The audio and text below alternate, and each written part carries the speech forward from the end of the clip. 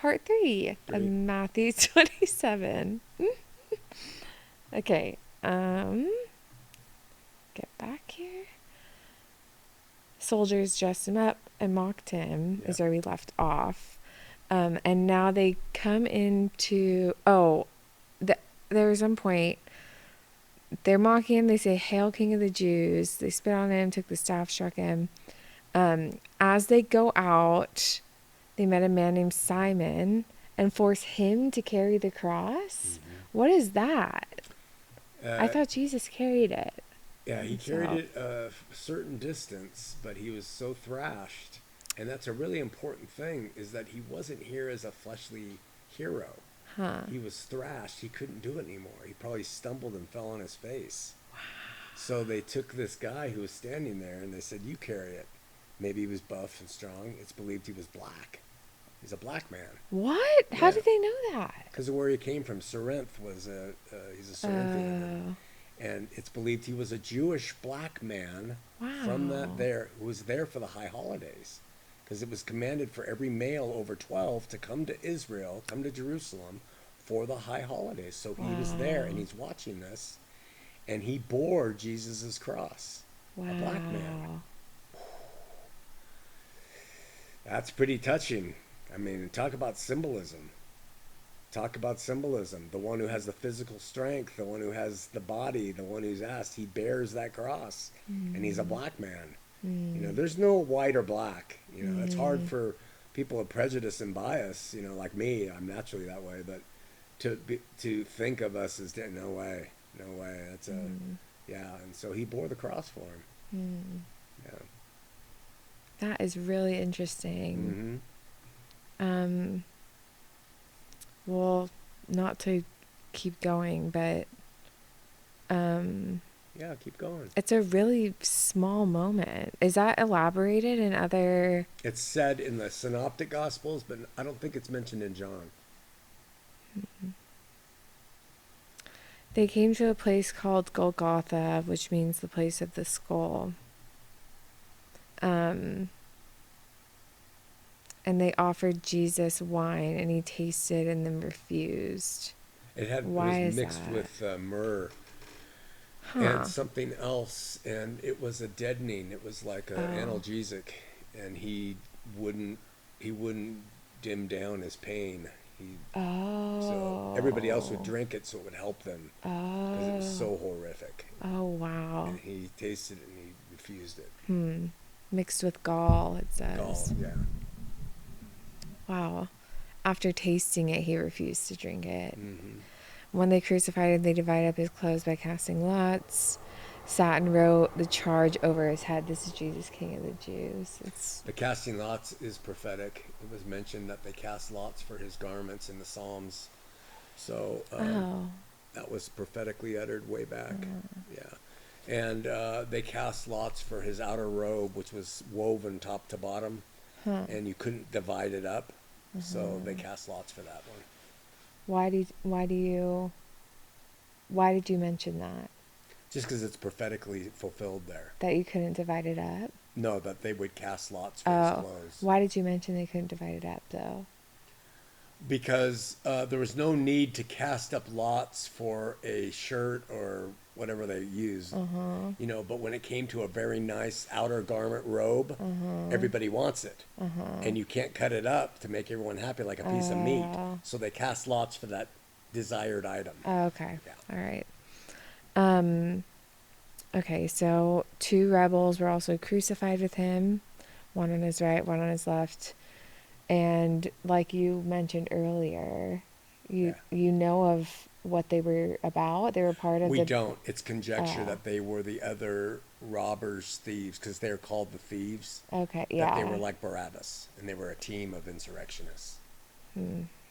So now we have 2 different men on each side, and they represent 2 different types of people in the world and how you see Jesus, right? So that's what unfolds next. So those who passed by him hurled insults at him, shaking their heads. "Save yourself. Come down if you're a son of God." I could get really emotional talking about this, and I want to stay a little bit factual. Yeah. But well, let me just say something. The irony in that statement is that if he saved himself, he wouldn't be the Son of God. That's the irony in them saying that. Save yourself. Show that you can save yourself. Prove to us that you're the Son of God. When the reality is the Son of God came to save us, and so he had to stay up there. You get it? Yeah.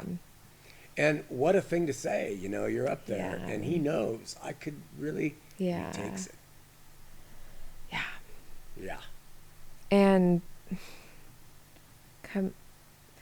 they weren't aware that the Son of God had to die, though. No. They thought we've talked about this, but they thought he had to be the material king. Yes. Okay. So save yourself. he's Come just- down. Show you're more powerful than these guys. They were mocking the heck out of him. Have you read the one? I don't think it's in Matthew where they slap him, and they say, "Who? Prophesy for us. Who hit you?" Oh my God. It comes up in one of the other Gospels. It might come up, but that is insane. All of this stuff, I feel like I'm reading the really short version of things. Yeah. I feel like this one doesn't It takes show all much. 4 versions to get it. Well, Keep going. I mentioned though, they acknowledge things, like they acknowledge that he's the Son of God here by doing that, wouldn't you say? Well, they acknowledge that he claimed to be. If They you're the- say, yeah, but they say, what do they say? Oh, in the same way the chief priests, the teachers of the law, and the elders mocked him, he saved others, they said, but he can't save himself. He's the king of Israel, let him come down. But they acknowledge that he saved others. Yeah, they knew of his miracles. That's what made them so diabolical. I see. And Matthew points out they killed him for envy. Wow. See, so this is why it makes the Masoretic response 1,000 years later, and the acts of the Jews of the Old Testament, not the nation, but the religious people. It's why it shows how diabolical they were for power, and they didn't want anybody to strip it from them. Yeah. Okay, so it comes up to 3 in the afternoon, and he says, wait, I want to make sure I didn't skip. Well, it says, in the same way the rebels who were crucified with him also heaped insults on him. Yeah. Were you trying to point that out earlier when you said we get a picture of the No, of humans? I think it'll come up later. What I'll make my point. Okay, so 3 in the afternoon, he says, there's the darkness came over all the land, and he cried, my God, why have you forsaken me? Okay, stop on that one. Okay. The Jews broke their day up into 4 parts. I think it was 4 or 6. I can't remember. At the 3 o'clock hour was when, according to custom and law, they would actually kill the lambs that were living in the house with them for the sacrificial Passover meal. So at the 3 o'clock hour, he's on the cross, and it says, and darkness fell over the face of the earth. I believe, and like other people are in agreement with me, that that's when Jesus in the flesh, the God in him left him. And he was left there the first time fully human without God in him. Wow. Because of our sin. Yeah. So he knew, because he's there paying for our sin, he knew what the deepest depths are of separation from God on our behalf as a man. I see. And he goes from saying, Father, forgive them, they don't know what they do, and this and that. And then here he says, my God. It's Eloi, Eloi, lama sabachthani. That's what he says in Aramaic. He doesn't say it in Greek. He doesn't say it in Hebrew. He says it. You know, why have you forsaken me?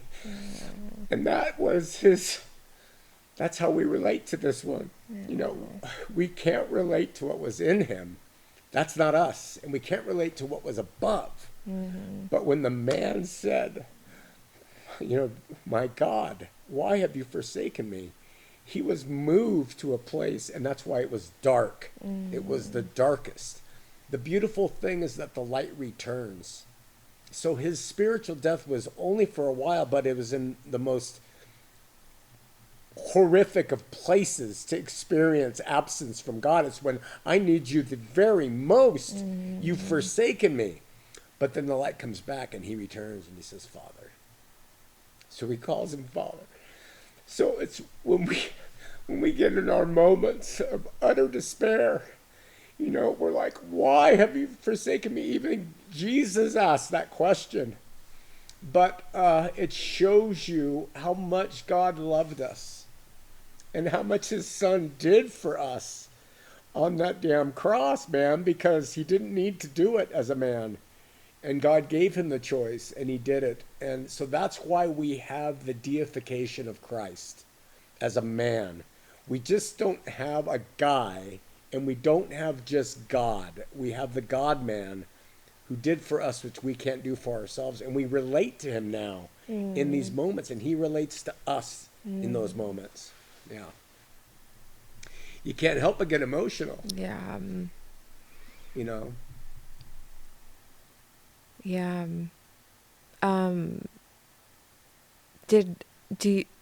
Is this like commonly assumed that God left him? No. It's not at all. Like No. that wasn't prophesied that God would leave him. It just is. My God is prophesied. Those words are prophesied. But the fact that God left him No, is it's not, not. and that's why people don't necessarily agree. Yeah. So to break away now and go back to a more philosophical question, I have to ask you, who died on the cross? Because Jesus's body, his Jesus's flesh. body. Did Jesus, God the Son of the Trinity, die on the cross? No. Right. But he God, died spiritually. Yeah. So this is a refutation of the Trinity when you really examine it. I hear you. Because if he was a person existing forever next to Dad, yeah. and he came down and he died, then Jesus the Son abandoned himself. You see? But we don't have him doing that. We have him asking God, why have you forsaken me? He doesn't ask, why have I forsaken me? The Gnostics, a different group, they teach that there was two, right? And you get into all these problems when you embrace Trinitarianism when it comes to this very moment. Because you have to ask, well, who died? Where did Jesus the Son, who is a person equal to his Father and the Holy Spirit persons, where did he go? Right? Yeah. I'm thinking. Too complex? No, it's just, it's heavy. And you, like, when you were just talking, you said God had to leave him because of our sin. Yeah. What does that mean? God was with him, and he was with God as God. But, okay, let's go back really quick. Sorry, we're going to finish. How much time do we have? I love that. We have 7 minutes Okay. on this episode. God creates the garden. It says he walked with man in the cool of the day. He gave him commands. They broke them. In that day, you will die when you eat of that tree. Okay. Adam ate of the tree. They died. But Adam lived for 900 years. I see. So he died spiritually. God left him. Why? God is holy. He has fire. He is light. He can't exist where there is darkness. Okay? It's almost like an allergic reaction. There's no existing that way. Yeah. So God left him. Okay? Then God establishes the nation of Israel, his people. He says, build a tabernacle. And I'll come and visit. And once a year, God, the Shekinah glory of God would come down on that tabernacle. The high priest, washed and dressed, would go in, and God would take the sacrifice of blood on the altar, and the high priest would come out, and the people would say, we've been forgiven for our sins this year. Okay? I see. Okay. That temple was desecrated, ultimately, by a guy named Antiochus Epiphanes, a Greek. He slaughtered a pig on the altar. And around the time, and then they rebuilt it, and they've had different temples, but around the time Jesus came and was born, around the time a little bit before, there's an overlap, that temple was hollow. It was just it was a hollow. Why? God moved out. Well, where did he move into?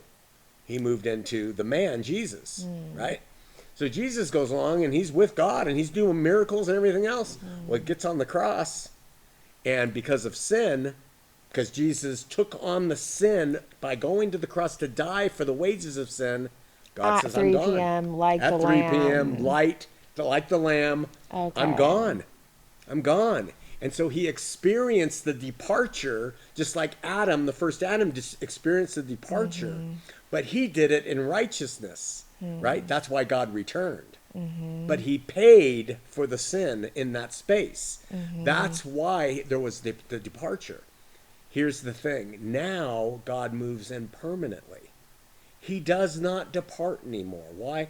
Because his son paid for the price of sin once and for all by his shed blood. And by faith, God moves in, and he doesn't leave when you do wrong. Religions try to make him move in and out constantly, and they say, oh, God, they've fallen. He doesn't move in and out. He is there because of what Jesus did.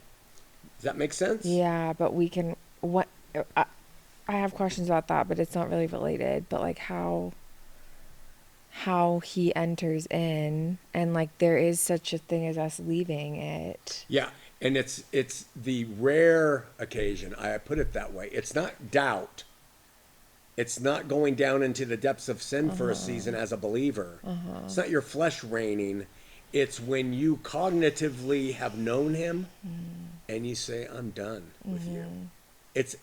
And it's a purposeful rejection.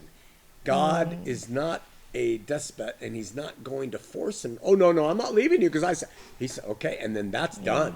The scripture, that's like 5 examples where God says, and then we are done.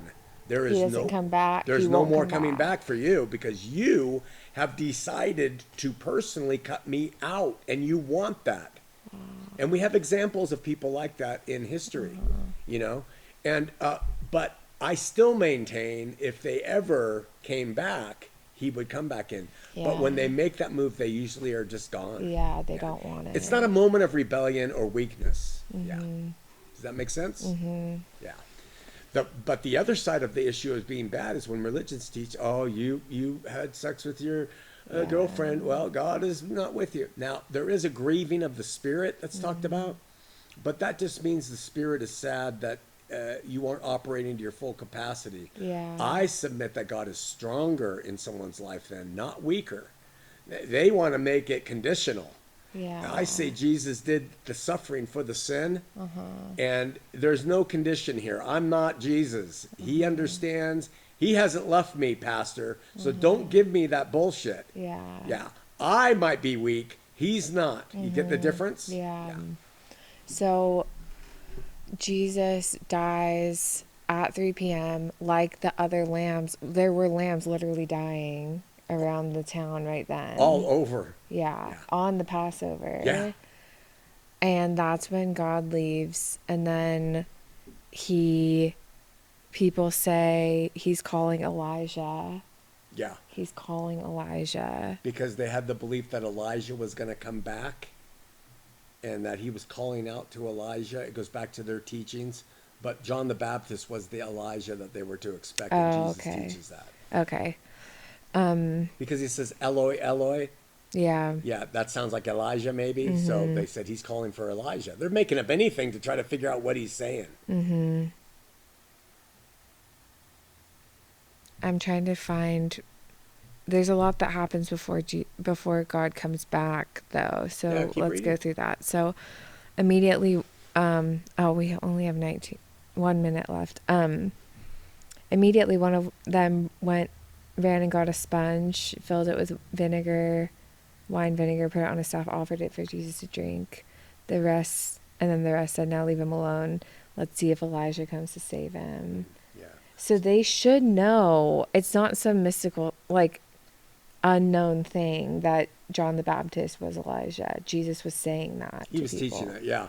But to the Jews who hadn't been introduced to Jesus' teaching, they could have thought, yeah, he's calling for Elijah. Let's see. And by the way, vinegar was the common drink then. It was a very light vinegar that the Romans drank to refresh themselves. It doesn't sound refreshing to me, but that's what they drank. Okay. And then let's see if Elijah has to save him. And when Jesus had cried out again in a loud voice, he gave up his spirit. That's Meaning when he died. Oh, okay. So it never, I guess I'm realizing it never says that God came back. Yeah.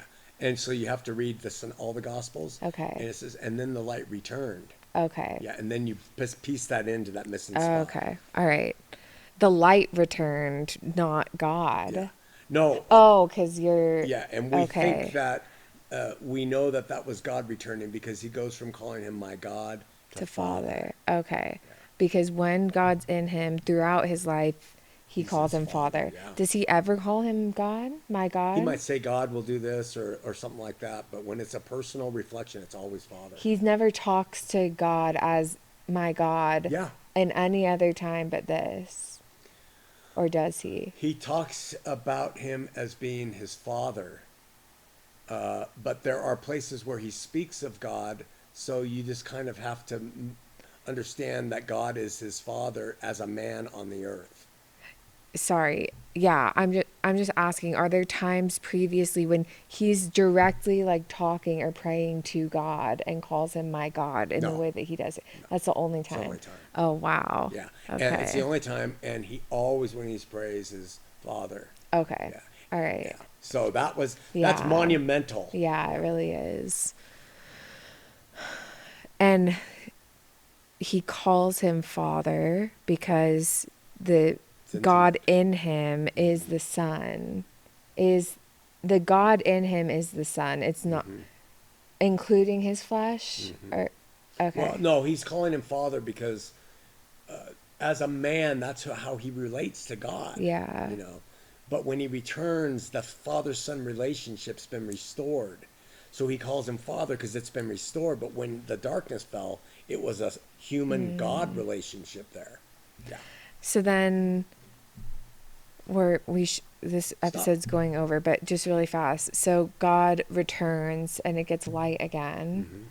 And that, it seems like that's similar to the sacrifice happening in the temple and then God coming and accepting it. It's like an acceptance of, similar. Would you say that? Yeah, I could say that, yeah. But that's what I picked up. Yeah, okay. Acceptance. The light dims in the lamb's eyes. The blood has been accepted by the offering of the lamb. Yeah. And God accepts it by showing up. Yeah. So I think very similar. And so then when he gives up his spirit, he goes away again. He's been fully reconciled. In another version, I don't know if he says it here, it is finished. It doesn't say it. The only thing it has him say in Matthew is, my God, why have you forsaken me? Wow, Matthew's is really, yeah. It's finished. He says it is finished.